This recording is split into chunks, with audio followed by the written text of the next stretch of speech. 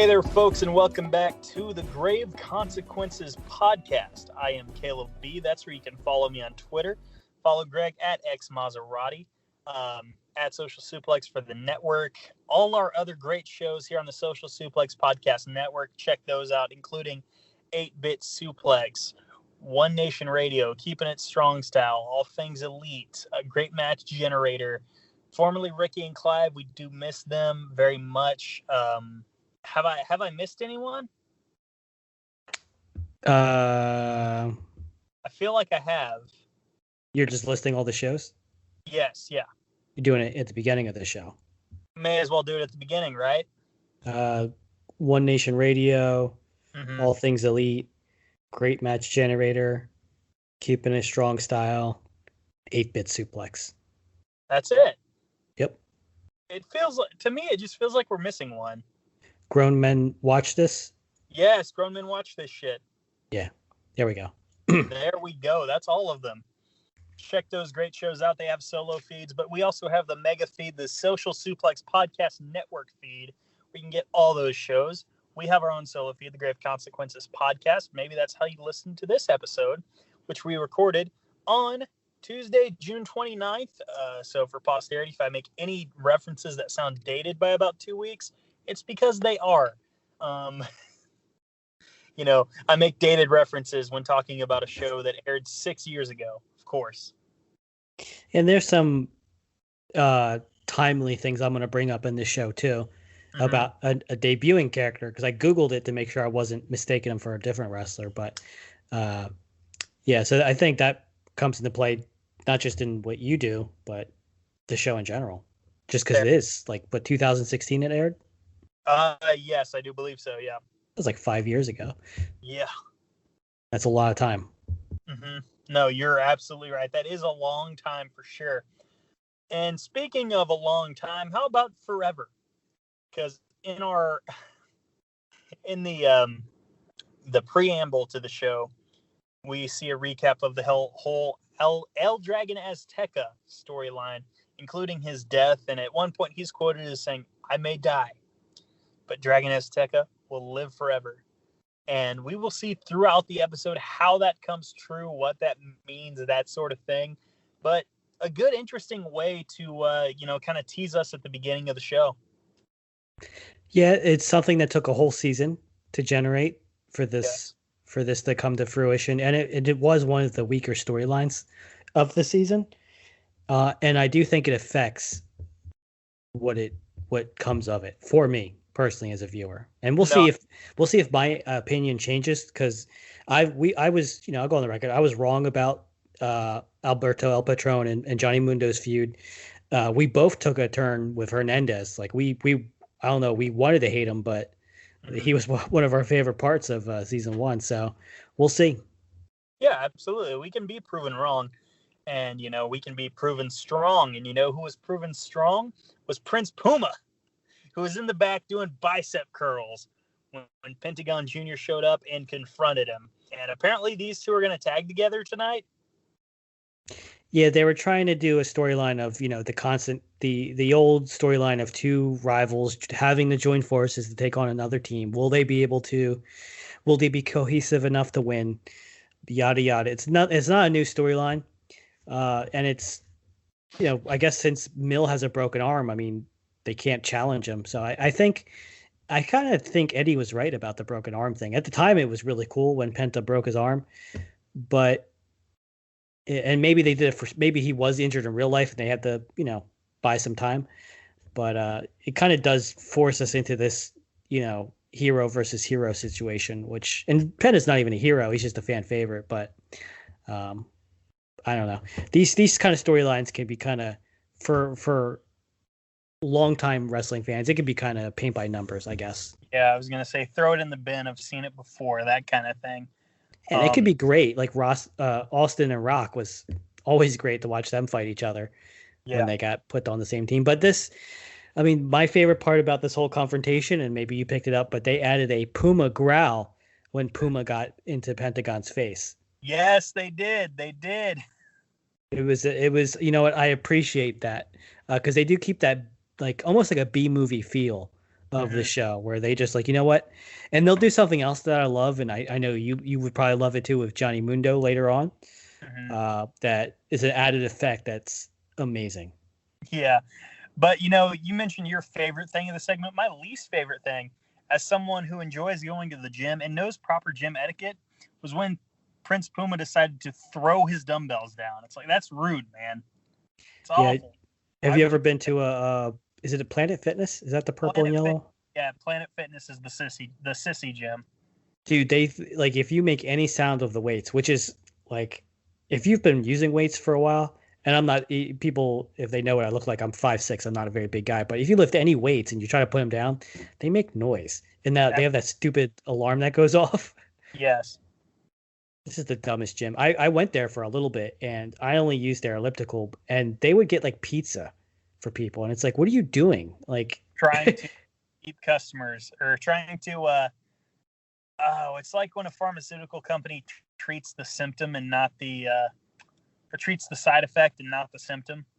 When everyone works there is out of shape, and it's okay to like not want to work on your body. Like it's your choice, but like, you work at a gym. Yeah. Exactly. Right. Have some pride. Sorry if that upsets anybody, but where I stand. No, I mean, if you're illiterate, you shouldn't be an author. Yes, you're absolutely right. Speaking of illiterate, we were introduced to our commentary team of Matt Stryker and Vampiro, and not much to report here, but Matt Stryker, being a good journalist, he said, like, hey, did you order Pentagon to break the arm? And Vampiro was just like insulted. I going back, I don't remember, or I started to remember that Vampiro is going to do this thing where he pretends to not know things, or he's crazy, and you don't know which is which. And I don't remember it really paying off in a great way, or me buying it, or Vampiro does some weird mind games that only interest people that, I don't know. Yeah, Vampiro seemed insulted because he's an ass clown. That's the bottom line. Yeah, it's like, we know you're the master, so I think they're trying to say that he's crazy, and that's fine and all, but this is like the kind of people that have like "Don't mess with me, I'm crazy" shirts, like with Looney Tunes characters on it, and they think that's funny. That's the kind of person that likes this stuff. Everyone else is like, okay, whatever. They roll their eyes because it's corny. Yeah, no, I think you're absolutely right. But you know what wasn't corny? The first match of the evening, because for the first time in season 2, we see Johnny Mundo, and we see his opponent Killshot, which, I mean, think about it. If they ran week by week, John Morrison versus Killshot, or, any other number of Lucha Underground alumni against each other, like they just ran John Morrison and Ricochet, for example, people would be a lot more interested in Raw. I would agree. I didn't see it, but I mean, I don't know how Johnny Mundo is doing now, but this is some of his best work, and Killshot was on point this whole match. Absolutely. Oh, and Vampiro says, he's like, I hate to say it, but I'm a fan of Johnny Mundo, and he's like, he's arrogant, he's cocky, and it's like, dude, you said that's why you hated him last season.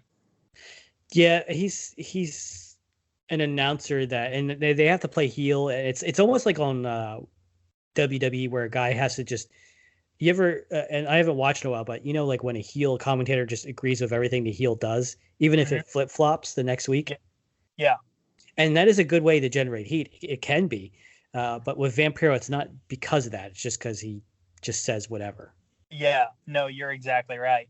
But I've always found I'm okay with it with heels, because heels aren't necessarily supposed to be logical.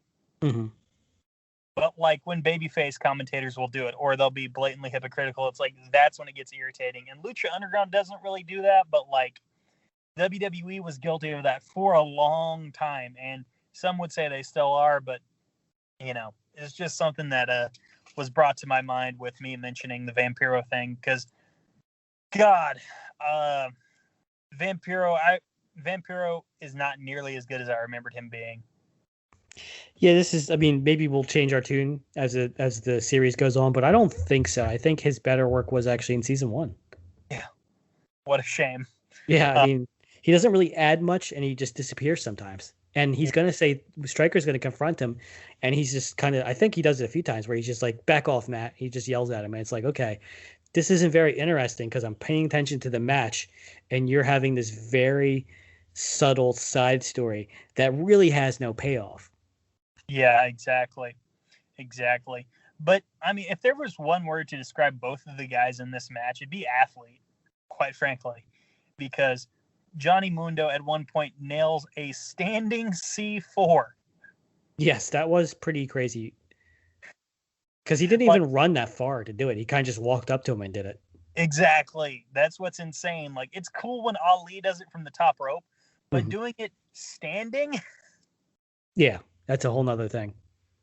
It's ridiculous. Oh, by the way, Killshot actually nailed an SSP for 2, but the crowd actually, like, bit on the near fall, and they wanted the win so bad. Dude, they were chanting, that was 3. Mm-hmm. For a little bit. They were holding up 3 fingers, and they were saying that was 3. And it was a very close 2.9 seconds. Yes, you're absolutely right. But the finish came when, they were, trading strikes, and all of a sudden Johnny Mundo accidentally, maybe not, bumps into Rick Knox. Rick Knox is down. Killshot ducks something, jumps over Johnny Mundo, right into a kick in the dick.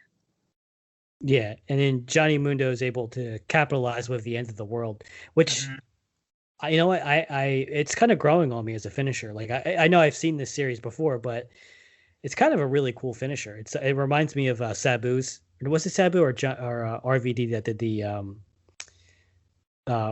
split-legged Arabian moonsault? Christopher Daniels does that too, doesn't he? Or he used to. Maybe. I don't know. But I was never really a fan of End of the World or Starship Pain. They're the same move. Just because he never really hits it on anyone.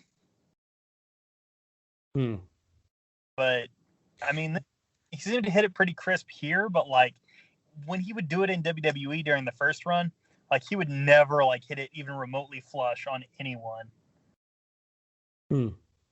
But I wasn't watching, so I can't say. But they did do a good job of, like, they made it look like Killshot had this one, and he did. Like, it was a really close 3 count, and it was such a big spot. Like, it was like almost like a climax of like a main event match. That's how much the crowd was into it. That's how much pressure was into it, and that's how awesome it was.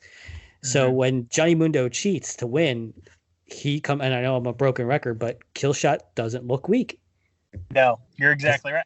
The thing with this show, winners and losers, you don't lose a match and look weak generally in Lucha Underground unless it's by design, unless it's a squash match, And unfortunately, I think some of that changes in the later seasons because I remember being upset with some of the finishes. But I think those are the later seasons. And it was kind of this is when everyone was kind of seeing the writing on the walls. Fair enough. Season 2 doesn't really have that issue, I believe. We'll see. Well, after Johnny Mundo won, he gets Perro chance, and he decides to grab a microphone, and he calls out the sitting champion. Notice I said sitting. The sitting Lucha Underground champion, Mil Muertes. And then all of a sudden we hear Johnny, and I'm like, who the hell is it? And it's Brian Cage, out of all people. Just babyface out of nowhere.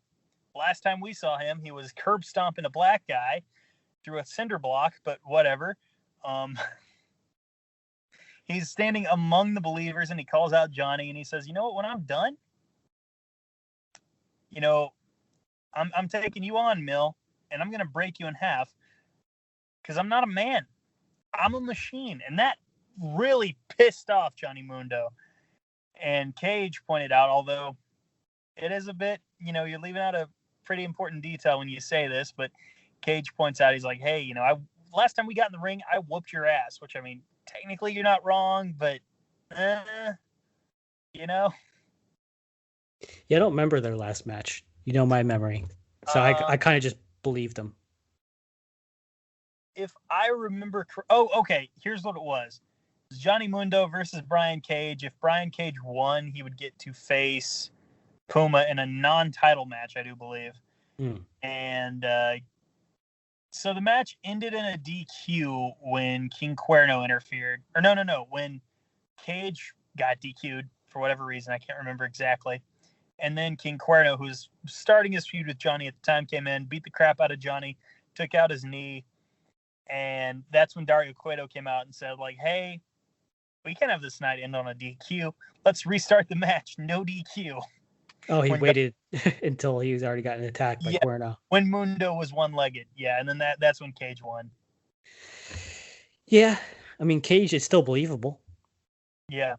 And not only that, but like Cage, he asked for the fight. He gets in the ring with Mundo, and Mundo powders in fear. Like he is scared. He's much better on the mic as a heel, though, because he's like, yeah, you're a man, you're a machine, blah, blah, blah. I actually kind of laughed at that. Yeah. It popped me for sure, yeah. It struck me as like, okay, Mundo is irritated. He's annoyed, but he's also pissed because of what he said. Yeah, I think he's so much better as a heel, and he's one of my favorite characters on the show, bar none. Yeah. So Mundo powders, but then Mundo tries to sneak in on Cage, and it doesn't work. No. Cage stands tall to end the segment, which, to be fair to Johnny Mundo, which he doesn't necessarily deserve it because he's a jerk, but to be fair to him, he did just wrestle Killshot in a full-on match, and like he wasn't exactly fresh at the time, whereas Cage was, you know? Yeah, and this may be one of those things where the logic is that he wasn't fresh, like you said, but it still makes Cage look strong because he basically squashed Mundo. Mm-hmm. And Mundo is the heel. I mean, you could argue that, like, well, it was just his moment. You just made Mundo look like a winner, not strong, but like a winner. So now you're making him look like a loser. There's just something about getting away to the Smoky Mountains. Step out on a hiking trail, zoom across a zip line, splash at water parks, shop till you drop, and say hello to the statue of our hometown hero, Dolly Parton. Discover the thrill of visiting the Smoky Mountains and reconnect with those you love the most in Sevierville, Tennessee. Learn more at visitsevierville.com. That's visit SEVIERVILLE.com. It's almost like it's putting the perception in your head that Mundo can't win against Cage. And they might be doing that because I don't remember the outcome of the match, just so that it's more surprising if Mundo wins the next time they fight. Like classic wrestling, psychology. Absolutely. Like, do you remember when the Hardys fought the Bucks in, I think it was a Ring of Honor? I remember the Hardys abruptly, like, impromptu fighting them to win the belts and then losing them to them, like, right before WrestleMania. Yes. So, like, the logic is they weren't fresh. Of course, they beat them. But it still makes the Hardys look like they take the belts, right? Yeah. Yeah. So we cut to Sexy Star in some room, and Marty the Moth is laughing at her. And Marty brought her a butterfly. Which looked a lot like a moth, but... really, really did.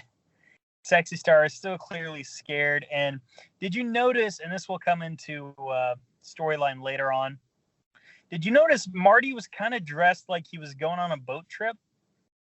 Yeah, they will start to explain how Marty's there, because the first season they just made him seem like a crazy fan. Yeah. But you're going to find out why he's still there. He gets more of a backstory throughout the series. Yeah, and I wouldn't even say it's a recon or retcon. Yeah. I would just say that they add more to explain like how he stuck around, because he didn't have a great winning, record. No, absolutely not. Absolutely not. We're talking about a guy who failed to qualify for the Gift of the Gods in 3 matches last season.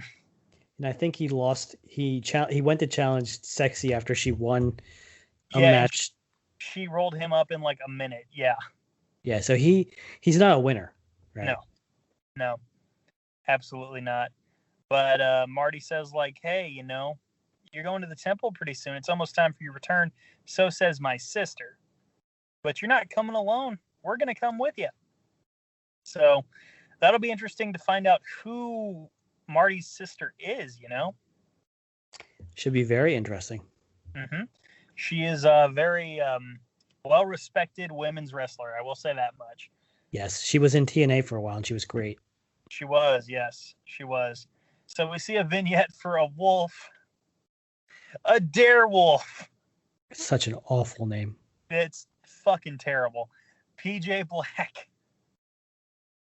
the former Justin Gabriel in WWE and the Nexus, for what it's worth. And his vignette is all about being extreme, a biker, not a chopper biker, but like a crotch rocket biker, I guess you would say. Yeah.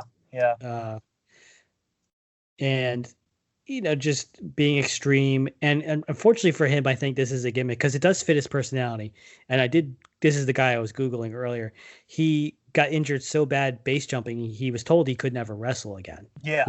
He lost the tip of his finger. Like, this is a guy that is extreme. He does extreme sports. He likes the adventure. And that they try to play it up in this angle, but I think in 2016, 2017, the whole extreme sports was not as and even if it's legitimate, I think it was one of those things where people were sick of it. And if you it was not the right time. He was like 5 years too late. He was like 10 years too late, maybe even 15. Like, this would have been great in like early aughts WWE, like post Attitude Era, like 2003, 2004. This would have been perfect for that timeline, but not 2016. You're right. Yeah, it was the early 2000s where that was really the thing. I mean, they even made fun of it in Harold and Kumar, the first one. You may not remember it, but because you're a little bit older than I am. But you mentioned the gimmick, and it reminds me of this Disney Channel movie called Brink. That this dude rollerblading, extreme sport, and this whole thing, Point Break for kids without the crime. That's what it. It's how many people on the show are going to be, and I guess it had to be something like this because Son of Havoc's he's a chopper biker technically. Mm-hmm. I think that's his whole crew, but like the Darewolf, I mean. What is he from? The Netherlands, or is he from Australia? He's South Africa. Maybe the stuff maybe Darewolf is a cool nickname in South Africa. I don't know, but not here. No, around here it's just a shitty pun. Yeah, and I don't want to jump ahead too much, but in the match he starts doing some howling. God. And your reaction is pretty much my reaction. It was just the roll of the eyes and. Well, speaking of PJ Black, we get his debut, but he is facing the Mac. Who's back to a respectable pop. And oh my God, Matt Stryker described PJ Black as a daredevil and werewolf crossover, which, of course, darewolf, whatever. This match was very good, but I was just rolling my eyes at commentary pretty much this whole time. That even by the way, in one fell swoop, the Mac landed a Samoan drop. He kicked up and then did a standing moonsault, all in the span of 20 seconds.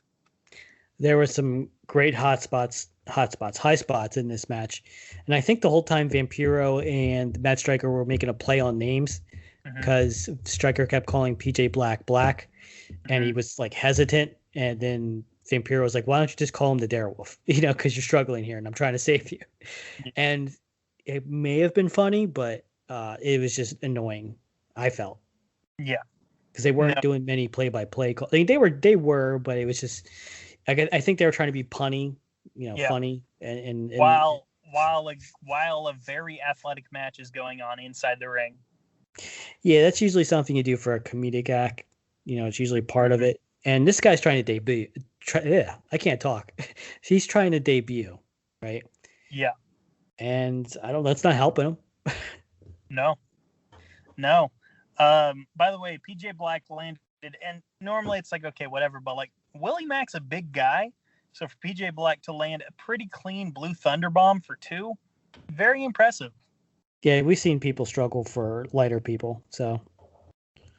Yeah. I mean, he is a big dude. No, he is. Absolutely, he's a big dude. He can move around like a small dude, but he is big. No two ways about it. That's for sure. He's not tall and lanky. He's stocky and wide, so it was probably even harder. Yeah.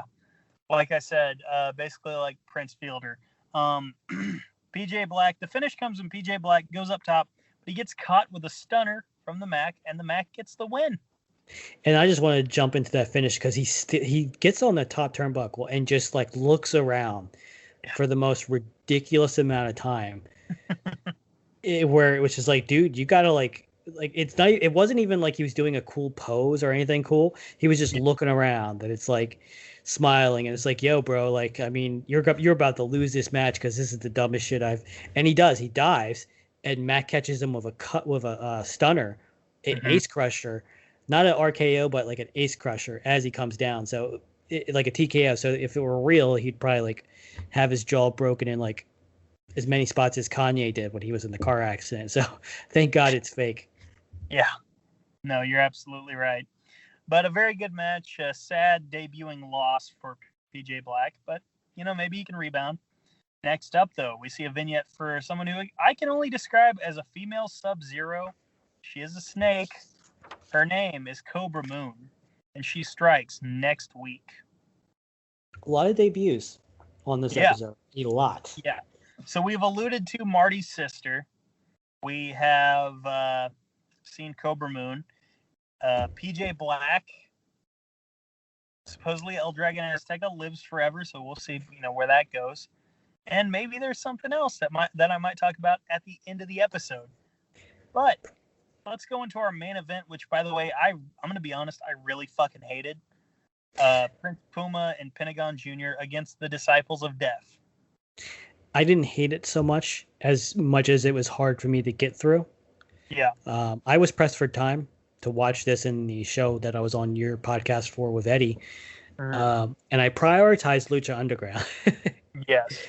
And it's just this match. I mean, I guess you were right about the what they call the Disciples of Death. Yeah. They're just not entertaining. No. They're boring as hell. To me, and maybe you remember the match, maybe you don't. This was like one of the first episodes of Lucha Underground. Mundo and Puma had an uneasy partnership, and they were both baby faces at the time. So they tagged together against the Crew. They're more entertaining. I was going to say the Crew's more entertaining. This was like a lame version of that match. And they're supposed to be lame. Yeah. So this is kind of like, because they're bullies. So like they'll beat you up and they'll cheat and they'll punch your grandma. Like the Disciples of Death are just. There's nothing to them. They're Undertaker lackeys. You know what I mean? Like there's nothing to them. No. And they do their spots and they're fine, but it's a nothing match. No, you're absolutely right. I mean, because the story is if they'll get along, Pentagon and Puma. Yeah, and you could do this with literally anyone, but you're like, oh, we got to do it with the Trios champions because they're connected to Mill. Mm-hmm. Okay. I mean, you booked these guys to be intentionally boring, but whatever. I can book a better match without the Disciples. You have Puma and Pentagon versus Cage, Cuerno, and Mundo. I know Mundo fought earlier, but you could replace him with someone else. Like, you know what I mean? Like those three guys, or even Cage, Cuerno. I would do Puma and Penta against Cage and Mundo. There you go. Uneasy, strange bedfellows across the board. Yep. I was trying too hard to put a third person in there. Yeah, but yeah, I mean, there's no, because they're like putties from Power Ranger, right? They're foot soldiers from Ninja Turtles. If you kill a bunch of them, no one cares because they're not human. You know what I mean? Like there's nothing on the line for them really yet. No, you're absolutely right. Like there's nothing to sink your teeth into with these guys because they're intentionally booked to be as soulless as possible. And you can have foot soldiers, putties. You can have that in a movie like where they're just, you got the Lord of the Ring characters going through hordes of orcs. You can have the cannon fodder for the heroes to go through, but they give them their spots. They're not squashed. They're just. And their stamina, I know it's what bothers you, is like you can beat them down, but they get back up. Like, yeah, the undead practically. But it's only interesting for so long, I think. I think you're right. The most interesting thing about this match is that Prince Puma nailed the 630, but Pentagon stole the win.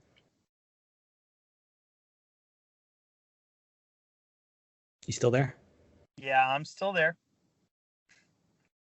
No, I was saying that Pentagon stole the win from Prince Puma after he nailed the 630 to further the animosity between Puma and Pentagon. Yeah, Pentagon's he's a fan favorite, but he is a super dick. Yeah. In Lucha Underground, that's why him and Vampiro get along character wise. Is Pentagon is not a good guy by any means. You're absolutely right, and that animosity continues after the match because they kind of face off, and I believe Puma kind of starts to leave when Pentagon hits the lung blower on Prince Puma, and he's going to go for the arm break. And he almost had it. Yeah. He, by all means, he should have had it, but he, spent too much time looking at Vampiro, looking for approval or something, and Vampiro didn't really give him anything. And then he nearly had the arm break, but Prince Puma narrowly avoids it. He breaks out. Pentagon ends up powdering. They're pointing at each other.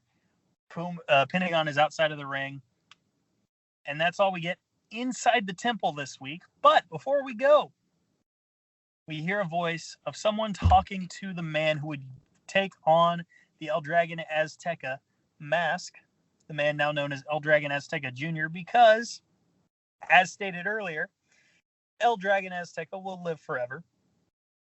And that voice, as soon as he said one word, I immediately clocked because he's got a very distinctive voice.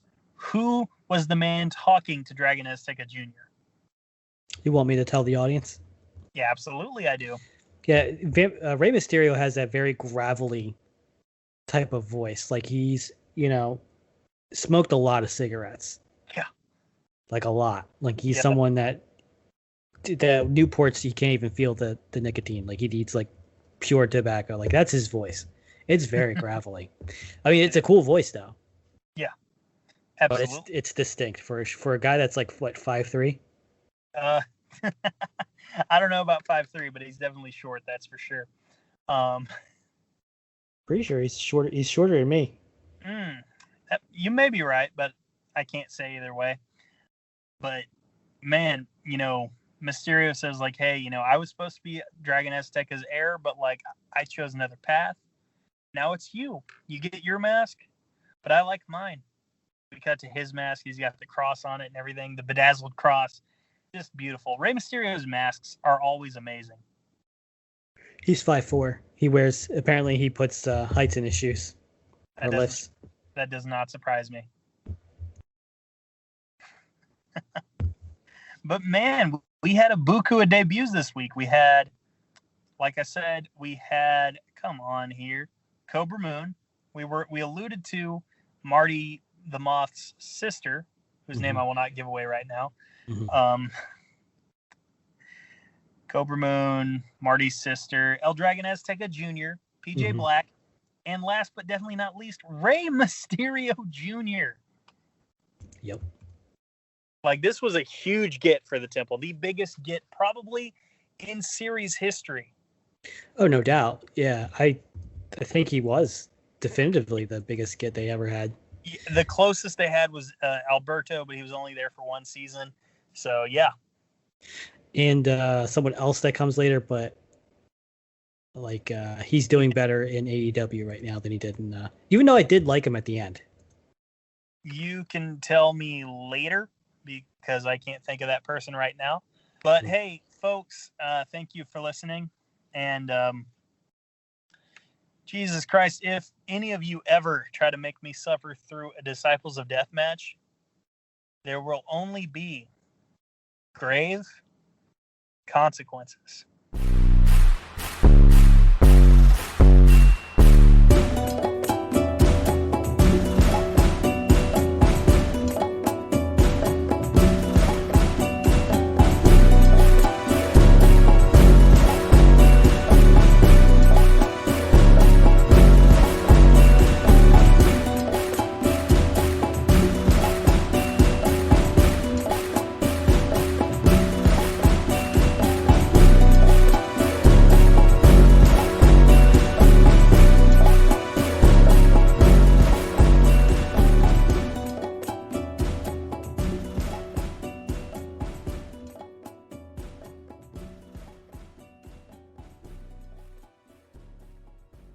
There's just something about getting away to the Smoky Mountains. Step out on a hiking trail, zoom across a zip line, splash at water parks, shop till you drop, and say hello to the statue of our hometown hero, Dolly Parton. Discover the thrill of visiting the Smoky Mountains and reconnect with those you love the most in Sevierville, Tennessee. Learn more at visitsevierville.com. That's visit SEVIERVILLE.com.